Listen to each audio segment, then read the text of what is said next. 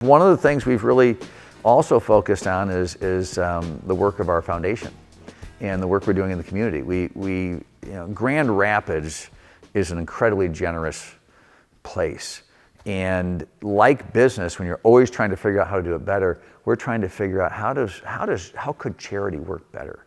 How could it have an even greater positive impact in somebody's life? Where is it trying to do things it shouldn't be doing? And where could the commercial enterprises interact with people's lives to have a positive impact? Where's the right role, the right place? So it's a lot more difficult than you'd think.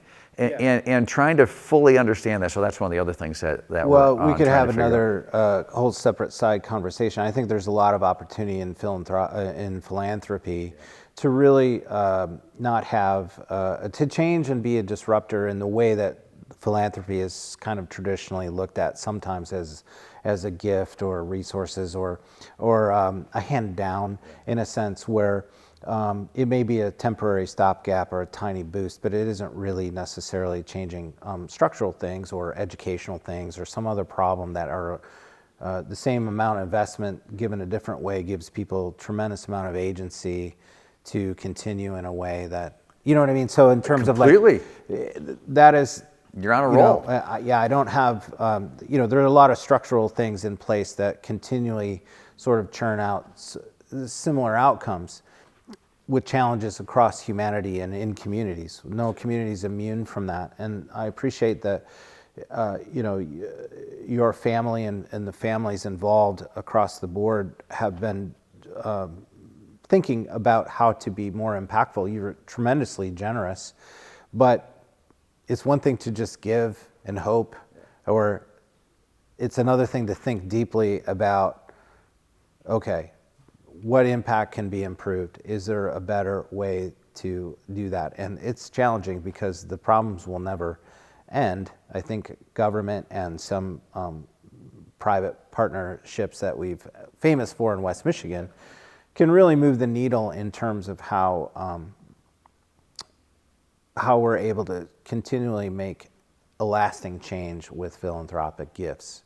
And we've seen that through economic engines downtown of the arena and the convention center, and those have changed a lot of lives. It's changed the landscape of our city and made it a place where people want to come. I always say Grand Rapids is, it's a secret weapon. People come in with modest expectations about what they might experience in a B-level sized city in the country or in the world, and they're just blown away by the community, the people, what assets are here, and how much fun it is to enjoy. And even with a lot of that great things going on, there's still a segment of our population that doesn't get to touch that. They're not able to participate. They don't feel part of it. Yeah.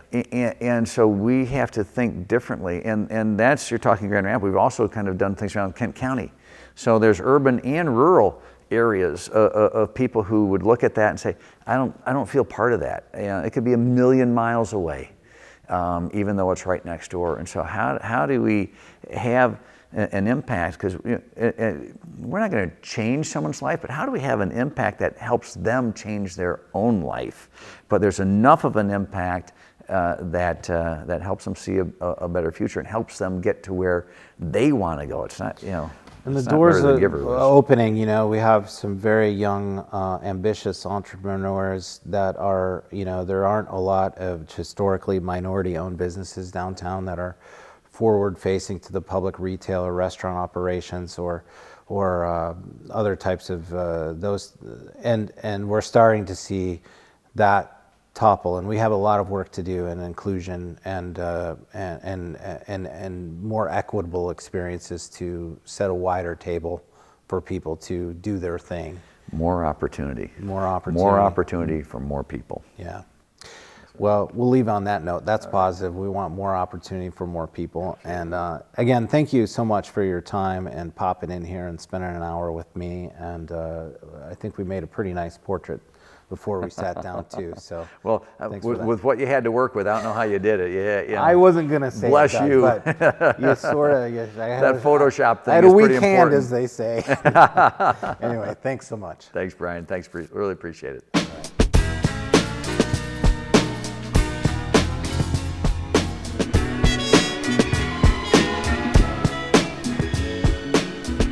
The Full Exposure Podcast is brought to you by Dr. Peter Hahn and University of Michigan Health West in appreciation of the creative and artistic visionaries who enrich our lives through cultural connections.